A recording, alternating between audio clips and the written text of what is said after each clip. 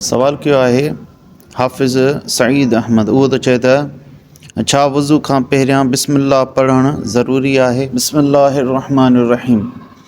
वज़ू करण खां पहिरियां बिस्मिल्लाह पढ़णु ज़रूरी न आहे, बल्कि सुन्नत मुबारका आहे।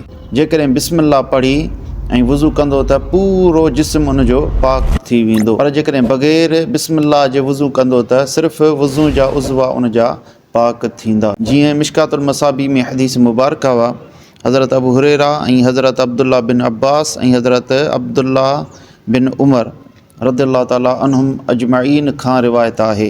उन्हनि चयो त क़ाल मन तवद्दअ व ज़करा स्मल्लाहि फ़इन्नहु युतहिरु जसदहु। हुज़ूर फरमायो, जंहिं शख़्स बिस्मिल्लाह पढ़ी ऐं वज़ू कयो त उन पूरे जिस्म खे पाक करे छॾियो। वमन तवद्दअ वलम यज़कुर इस्मल्लाहि लम युतहिर इल्ला मौदिअल मौदूअ। जंहिं शख़्स वज़ू कयो ऐं बिस्मिल्लाह न पढ़ियाई त उन सिर्फ़ु वज़ू जे उज़वनि खे पाक कयो। इन हदीस मुबारका मां मालूम थियो त वज़ू खां पहिरियां बिस्मिल्लाह पढ़णु ज़रूरी न आहे, अलबत्ता सुन्नत मुबारका आहे।